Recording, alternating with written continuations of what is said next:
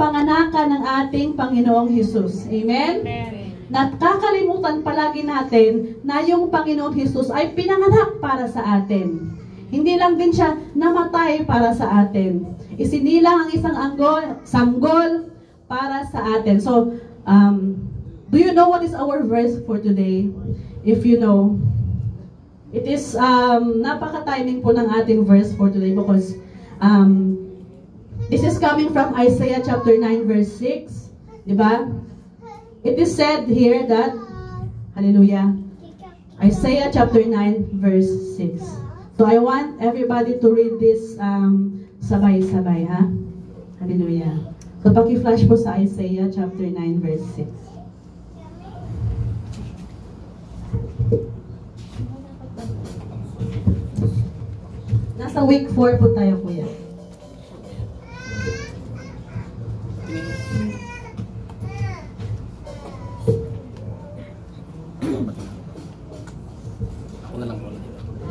Praise the Lord. Hallelujah.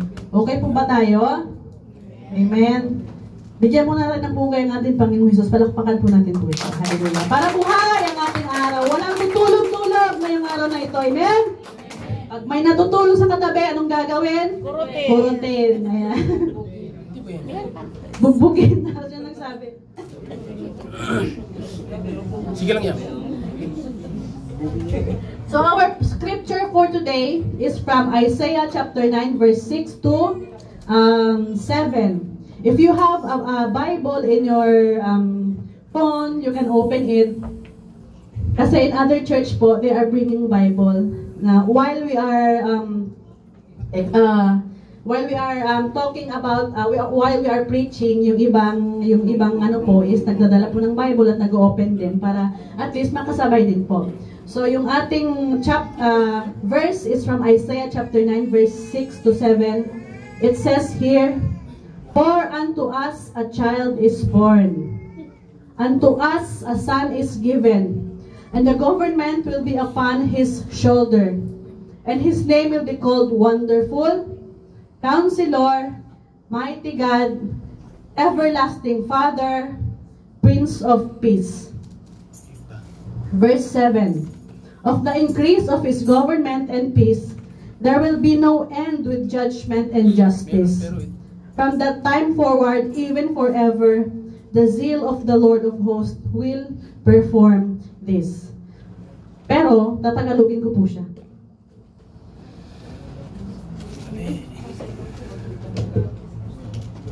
Ay, Tagalog na po. Ay, sige, okay lang po. Tagalog po. Ayan. Kat sa atin ay ipinanganak ang isang bata. Sa atin ay ibinigay ang isang anak na lalaki at ang mamamahala ay maaatang sa kanyang balikat at ang kanyang pangalan ay tatawaging Kamangha-mangha, Tagapayo, Makapangyarihang Diyos, Walang Hanggang Ama, Pangulo ng Kapayapaan. Ang paglago ng kanyang pamamahala at ng kapayapaan ay hindi magkakaroon ng wakas sa luklukan ni David at sa kanyang kaharian upang itatag at upang alalayan ng kahatulan at ng katwiran mula ngayon hanggang sa mapagpakailanman. Sabi dito, isasagawa ito ng sikap ng Panginoon ng mga hukbo. Hallelujah. Thank you po, Kuya. So, ayan. Pag sinabi bang Christmas, ano ba yung pumapasok sa ating utak? Amen? What do you have in mind when you hear the word Christmas? Loving. Loving. Loving. Jesus. Ano pa? Gift giving. May narinig akong Santa Claus. Hallelujah.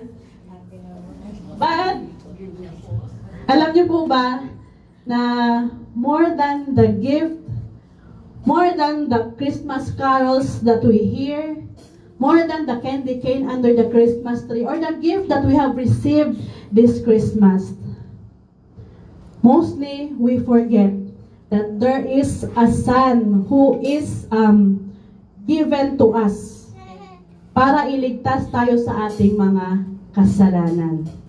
So today, this is a reminder for us that God loves every one of us. Amen. God loves you. This is His ultimate declaration of His faithfulness. Amen?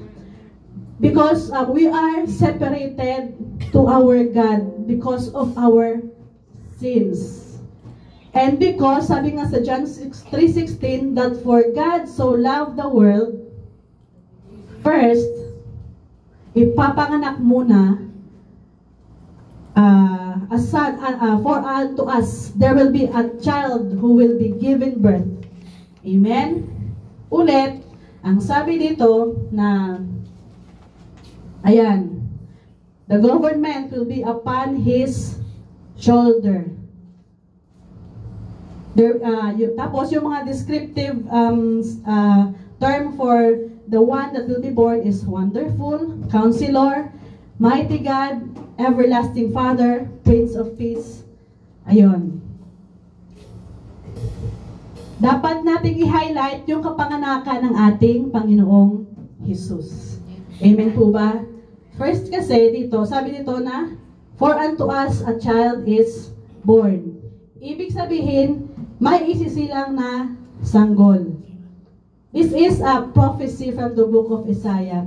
Hallelujah. May isisilang na sanggol para sa lahat ng makasalanan. The word here is for unto us. Ang sabi dito na dapat for unto us, ibig sabihin dyan is ibinigay yan sa bayan ng Israel. But hindi lang dahil sa pagmamahal ng Panginoon sa atin, hindi lang po ito sa bayan ng Israel, kundi for all the nations. Amen? Merong Savior that is about to be born. Hallelujah. Number 2, sabi dito, again, ayan, the government will be upon His shoulders. Ibig sabihin, ibibigay sa Kanya ang authority ng pamamahala. Ibig sabihin, this child who will be born is about to rule the world.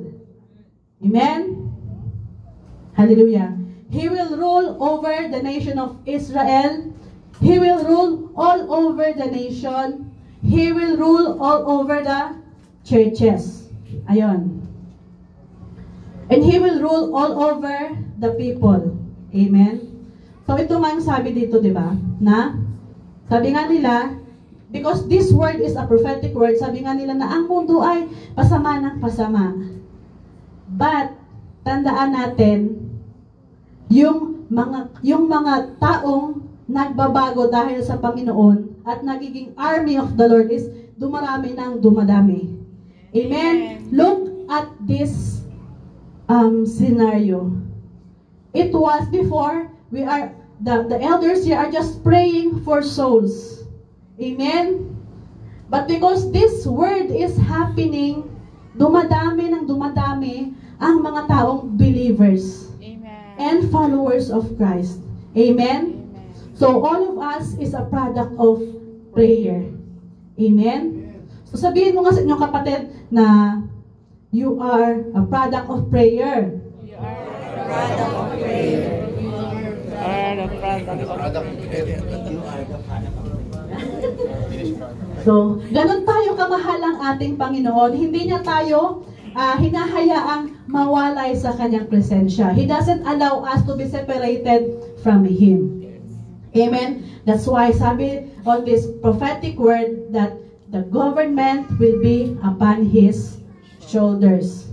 Ibig sabihin, pag may government, merong mamumuno. Amen? Someone will govern. Amen?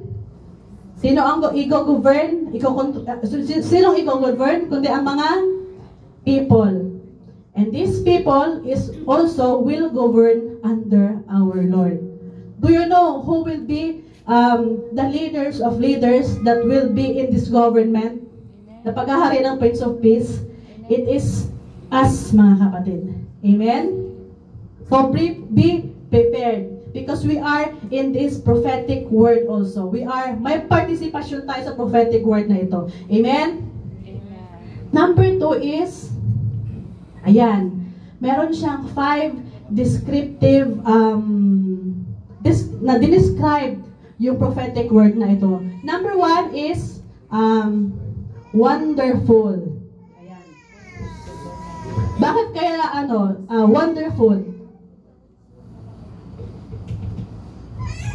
Alam niyo po ba yung the birth of Jesus Christ? Ayun. Last week, it was portrayed by one of the members of our church, di ba?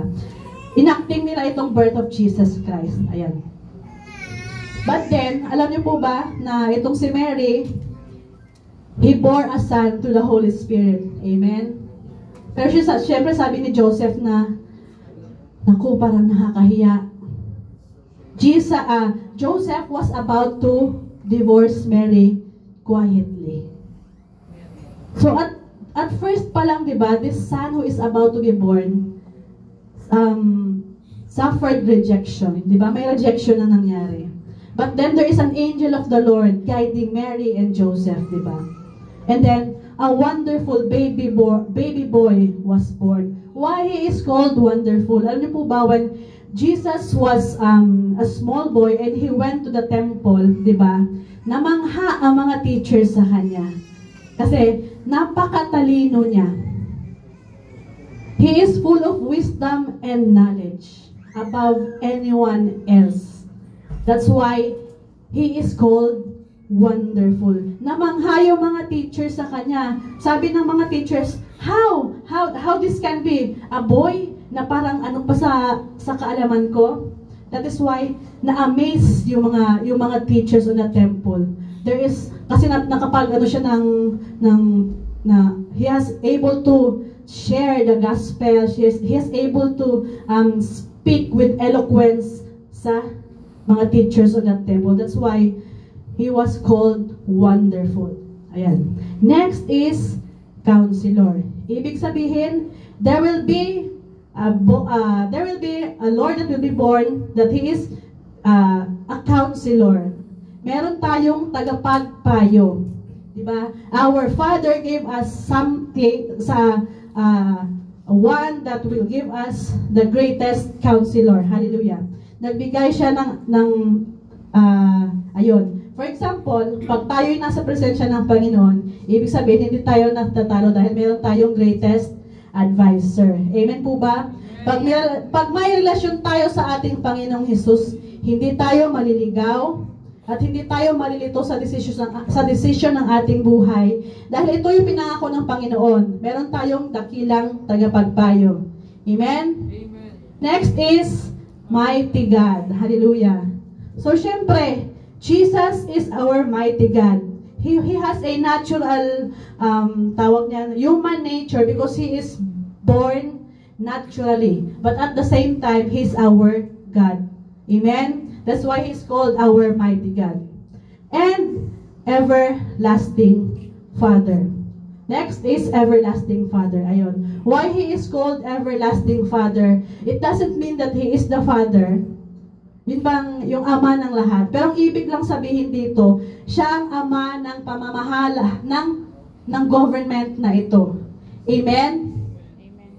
He is the father for all children. He is portraying as a king that he is a father sa kanyang pamamahalaan. So ibig sabihin, hindi na tayo kailangang mabalisa because we have our everlasting Father. Amen po ba? You know, I always tell this to my, even before sa church ko na, pag wala kang tatay, I have a lot of friends like that na walang tatay, or yung mga friends ko dati na meron silang bunga out of wedlock. Ayun. I always tell to them that, do not worry because you have a father. Even though you don't have a physical father, but that physical father, you have a everlasting Father which is greater than your physical father. Just remain in His presence at hindi ka pababayaan ng ating Ama. Dahil ito yung pangako ng Panginoon that He will give us an everlasting Father. But if you will not acknowledge that you have an everlasting Father, talagang mapapariwara yung ating buhay. Amen po ba? Next is Prince of Peace. Ayun. So maghahari yung ating Panginoong Hesus na ang kanyang pamahalaan ay punong-puno ng anong peace sa Tagalog? Hindi naman katahimikan, kapayapaan. So kahit na magulo na yung ano natin, pero pag meron tayong Jesus sa ating puso, it's very peaceful, di ba? Kahit your boat is always shaking, if you have Jesus in the heart, napaka-peaceful. Amen po ba? Kahit sa clinic namin, napakagulo ng mga pinag-uusapan nila. Pero ako, okay lang. Because I know that I have a God that is the God of order. Amen? Whatever that the people sabihin nila sa akin, ganto-ganto, I don't worry because I know that our God will always vindicate us. Amen. So ito yung pangako ng Panginoon, which is already nangyari na ito sa atin. So tandaan po natin na beyond the gift that we receive, more than the gift that we received, more than the gold and diamond rings na binigay sa atin ng ating mga boyfriend or girlfriend, di ba? Nabubuhay na naman sila. Kasi pag-ibig yung pinag-usapan. Ayun. More than sa mga regalo na binigay sa atin, more than the cash that we received this Christmas, the very truly essence of this Christmas is we have our Lord and Savior who will save us from that eternal damnation. Yan po yung importance ng kapanganakan ng Panginoon. Amen po ba? Hindi lang po natin tandaan yung pagkamatay ng ating Panginoon sa krus ng Kalbaryo, but let us unveil our eyes that this Christmas, there will be God's tawag niyan, ultimate declaration of faithfulness because of His love for us. He wants us to be saved, not separated from His presence. Amen? Yan po yung talagang napakamagandang regalo na binigay sa atin ng Panginoon, more than the things that we receive from this world. Amen po ba? Amen? Nakakalimutan kasi natin yan, sabi lang sa kanta na, "It's the season to be jolly." Pero hindi lang December dapat maging jolly ang mga Christian na anak ng Panginoon. Amen po ba? Araw-araw Pasko. Amen? Amen. So, ayun. Let us unveil our eyes and let us uncover the truth that not only this Christmas we celebrate, but we celebrate because Jesus is alive in our hearts and in our lives. Amen? Kaya hindi na tayo magugulumihan, hindi na tayo matatakot. You will never be afraid. Hallelujah. Ayun. Nawala ako sa English ko. We will never be afraid. We will never be, may katahimikan. Ayun. There is peace talaga pag nasa presensya ng Panginoon. Ayun. Ayun nga, we will never be afraid nor fear because our God gave us the greatest gift. It is our Jesus Christ. Amen? So, ayun. Huwag po natin kalimutan yung very essence ng kapanganakan ng Panginoon Jesus. It's because He loved us. Amen? Kung hindi tayo faithful sa Kanya, He is more than faithful to us. Amen? So, ano po yung response natin? Let us go to our point. Ayan. Mabilis lang po ito mga kapatid. Number 1 point is, sa point na po tayo pumunta.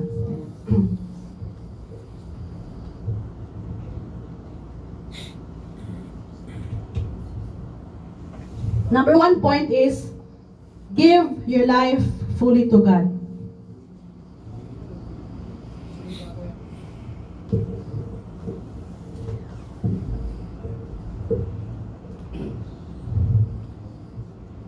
Uy, conclusion na.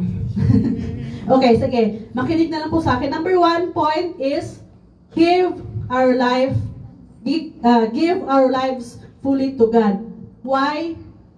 Why we have to give our self fully to God? Because He gave everything for us. And then because He loves us. God loves you. He did not want us to be separated from Him. He gave us the greatest gift to everyone for sinners to be reconciled to Him. Take note, the one gift that He has given us is a very high price, more than precious stones and gold. It is His Son, Jesus Christ. So how? Paano po natin ibigay yung ating sarili sa ating Panginoon fully? For us to be willingly, fully surrender to Him. Ibigay natin yung lahat. Ang keyword for this one is total surrender. Hindi po yung half lang. Alam niyo po ba yung commercial na fita dati na yung bang humingi ng isang biskwit, yung katabi, di ba? Humingi siya, kalahati lang. So he is desiring a red car. But he gave half only to the needy, to the hungry. All of the sudden, in any realm, half of the car is only given to him. Half broken car. So, it is not usable. Amen? So, if kalahati lang yung ating commitment sa ating Panginoon, we are not usable. Ano po yung tawag pagkalahati yung commitment? Disposable. Tinatapon. Amen? Look at this, kumbaga ito lang ho. How can you walk fully if you are half committed to the Lord, di ba? Para kang nagaanong kabayo, di ba? Sakang. No. God cannot use us fully into His kingdom if our commitment is only half. Amen? So if there is someone here that has kumbaga nagtutubay to sa English. Kida-kida. From now on, let us start to give our lives fully to God. Even as pastors, sometimes we are, kumbaga nagkikida-kida din. No? But because the love of Jesus Christ, because He is our everlasting Father, because He's a God of mercy, He will not allow that for all. Diba? Just repent and forgive and renew. And right now, give yourself fully to the Lord. Amen? Because if you give yourself fully to the Lord, andyan yung provision ng Panginoon. He will always give protection and all of the favor will be on you. Nararanasan mo ba natin yan? Amen. While we are, kumbaga, when we surrender ourselves to our Lord, may mangyari man sa ating masama, it is for us. Kasi para sa ating, kumbaga matututo tayo sa ating mga, sa buhay. If we are in the presence of the Lord. Kasi we have our greatest counselor. Sabi ng Panginoon yan, kasi matigas ang ulo mo, papaluin kita. Masakit ang disiplina ng Panginoon. Amen? But it is for you to grow. Because He wants to give yourself fully to the Lord. Amen? So let us commit once again na this time, talagang diretso na po tayo that we have to serve the Lord. Amen? Huwag na po tayo sa kamunduhang ito. Amen? We are not of this world. We belong to the kingdom of Jesus Christ. Amen? Number 2 is honor His Lordship. So, yun na, number 1, give our lives fully to God. Amen. Number 2 is honor His Lordship. Number 2, honor His Lordship. So, tingin lang po sa akin, hallelujah. Ayun. So, why? Why we have to honor His Lordship? Because God owns us. Diba? Paano ka tatawag na Lord if hindi ka magpapasakop sa ating Panginoon? Amen? Baka ibang Lord yung tinatawag nyo. Amen? Sabi nga ng isang kakilala ko, baka drug Lord yung tinatawag nyo. kung hindi ka magpapasakop sa Lordship ng ating Panginoon. Hayaan natin na siya ang maghari sa buhay natin. If He rules over us, I believe our mindset will change from earthly things to eternal things. Amen? Hallelujah. Earthly things, which are very temporal, or it's, kumbaga, panandalian lang. Tingnan na yung mga drug addict, di ba? si drug lord yung lord nila. Ano ang binibigay ng drug lord sa kanila? Nahahay sila. It causes hirap. It causes crime in the community. They are sicknesses, ayon, they are called na salot sa lipunan. Sila yung nililipo ng ating government. But praise the Lord, kung meron pong ganito dito, i-testimony po natin yan na binago po tayo ng Panginoon. Amen? Amen? Maaaring makatulong ito sa mga taong nasa likod or nasa harap na gustong makalaya sa ganyang problema. Amen? Amen? You are the solution to the problem of your brothers and sisters. Amen? Or katulad sa mga kababaihan, di ba? How do we honor His Lordship na kung meron lang nga tayong mga dysmenorrhea is, kumbaga nagagalit agad tayo. Or for example, yun bang kakain agad tayo ng ng mga pagkain gusto natin. Kasi minsan yung Lord natin is yung ref. Yung Lord natin is si hunger station. Di ba? Or for example, if we are fasting, why we have fasting? Because we want the presence of the Lord na talagang maghari sa ating mga buhay, di ba? Pero what we do is we fast eating. Our Lord is the food sometimes. Gluttony. Ayun. Gluttony. May explain ako pero na ano ko eh. So, ayan. Na imbes na yung sa kagutuman natin or sa, for example, nagiging mas magagalitin yung mga babae or yung mga lalaki. Na instead na yung ating kunin is yung Bible to correct us what we do, yung una nating ginagawa is mag-order muna tayo sa labas kasi we are stress eating. Amen. Kaya nga sabi nga sa 1 Thessalonians 5 verse 23, kung pwede po natin siyang ma-post, sabi nga is, our body should be blameless pagdating ng ating Panginoong Hesus. Amen? So, tandaan po natin na sa lahat ng aspeto ng ating buhay, we have to honor His Lordship.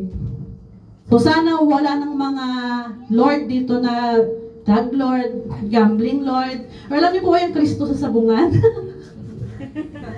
Hindi po siya yung hindi po siya yung Lord na mag-govern sa buhay natin. Kasi wala tayong benefit na makukuha dun sa mga Lord na yon. Amen? Unlike if we commit our Lordship to our Jesus Christ. So, hayaan po natin ngayon that the Lord will be our Lord of our lives, not only Savior. Amen? Sabihin mo, Lord, save me. But after you have saved, you don't honor Him as His Lord. Amen? The meaning of this is, magpasakop tayo sa ating Panginoon. Amen?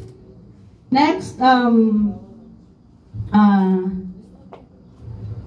so, sabi dito, be willingly governed by the King and be prepared to govern with Him. That means you are being prepared as a leader for His kingdom reign. As we undergo our trainings, this is our life's priority. So ito na po yung magti-training po tayo na meron po tayong PEPSOL. We have to meron tayong EGR and then post EGR and then School of Leaders 1, School of Leaders 2, and School of Leaders 3 because we are prepared. Kumbaga, the Lord is preparing us to govern this world. Amen. And then, instead of na mga bagay na hindi temporary lang, we have to change our mindset na on the eternal things na dapat ito na po yung gawin natin sa ating mga buhay. Amen? Number 3 point is tell the world about Him. Tell the world about Him. Ayan. So number 1, ano nga yun? Give our lives fully to God. nakulang premyo kasi hindi nila memorize yung ano. Number 1, give your lives fully to God. Number 2, Amen. Number 3, tell the world about Him. Hindi siya mahirap i-explain. Kahit siguro grade 1, alam kung ano yung ibig sabihin ng tell the world about Him. Kasi being a Christian, hindi po natin kailangan na i-contain lang sa ating sarili. In this generation, in this season, we have to blow our trumpet. Amen. Amen? We have to blow our trumpet. Ibig sabihin, we have to proclaim that Jesus is alive. Amen? Do not just contain it sa iyong sarili. Blow your trumpet and spread the goodness. Proclaim that Jesus is not a seasonal Lord. Proclaim that Jesus is not only December Lord only. Amen? Hindi. But He is the Lord of all seasons. Amen. Amen? Amen ba? Amen. Who is the Lord of Lords? Jesus Christ. Parang hindi sigurado. Who is the Lord of Lords? Jesus Christ. Amen. Sabi na kayo na magalit. Ayun. So sabi dito na, many people do not know Him yet. Many people do not know Him yet. Spread the news about the wonderful name of Jesus Christ. Amen. Don't be silent. Why? Because most of our churches nowadays is experiencing spiritual slumber. Maraming natutulog sa simbahan. Maraming tulog ang spiritual na aspeto ng kanilang buhay. So if you are fully awakened, blow the trumpet once again to your family, to your community, Amen. into your workplace. Amen po ba? Amen. Because He will govern this world and He needs us to fulfill this prophecy. Amen. So you are a part of His battalion of army. Amen. Wala nang mga baby paiyak-iyak pa or pa-baby pang Christian. Amen? Sa mga bago, okay lang yan. Aalagaan kayo namin. Pagtitiisan kayo namin. Pero wag nang maging pabebe ng matagal. Amen? We have to advance in this kingdom. Forward. March. Amen? So ano ngayon, ano pangatlong point natin? Blow your trumpet. Yan. Amen. Hallelujah. The good news is good news for everyone. And God needs good people like you to proclaim it. Amen? Number 4, the last point is serve in His army. Serve in His army. Amen? Serve in His army. Amen. Mighty warriors of God. Serve His army. Amen. In His army, I mean. Amen. Sabi na, ahu, ahu, ahu. Masika, 1, 2, 3. For the Lord Jesus Christ. Amen. Sabi dito, remember the word ecclesia. Ayan. Ecclesia means church. Ecclesia means church. And the church is us. Amen? So, sino ang army ng Panginoon? Tayo. So, no more time for away-away. Yes. No more time for, tawag niyan, yung disagreement. Disagreement is healthy, but on the spot, resolve it. Amen? Into the church para lumago. But as an army of the Lord, even if you are wounded, you are still protected. Amen. Amen? Amen. Huwag na, bakit ba ito yung sinabi ko? Huwag nating hayaan, kumbaga, okay lang masaktan yung mga army ng Panginoon. Amen?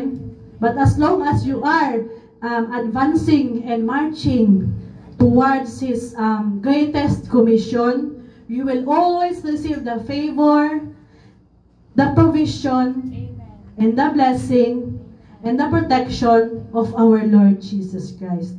Amen? Sabi nga, anyone who marched with his army would certainly be on the winning side. Amen. Amen? Even though we are wounded, we will still win because Jesus is the one who will reign over this world. Amen po ba? Amen. Ano mang mangyari sa buhay natin, kinukutsa man tayo, dahil tayo isang Kristiyano, huwag tayong mag-alala. Amen? Andyan ang ating Panginoon na mga hukbo upang ipagtanggol tayo. But, the Lord said, be strong in His presence. Amen. Mighty army, be strong in His presence and spread the good news of the gospel.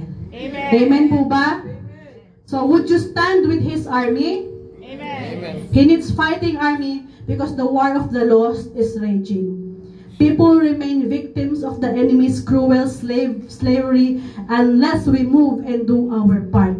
We have to do our part. It is up to you if you will choose to be an army or to be a casualty. Amen? Casualty, ibig sabihin, kayo yung hinihila na lang ng mga plunder dahil kayo yung namatay, kayo yung igok na. Because you don't have the Lord in our life, in your life. Diba? But if you are on His side, every battle in our life is always, we are always on the winning side. Amen. Amen? So that is the end of our discussion today. Amen. So wag po natin kalimutan that the essence of this Christmas, a child is born for us. Para tayo ay maligtas. God declares His faithfulness to His children. Amen. Our God is faithful. Therefore, by Him, let us continually offer the sacrifice of praise to God, that is the fruit of our lips, giving thanks to His name. So, magpasalamat tayo sa ating Panginoong Jesus. Amen po ba sa ating Diyos Ama, because He gave us His Son for us. God loves us, so God bless everyone. So, saan po yung mga Levites?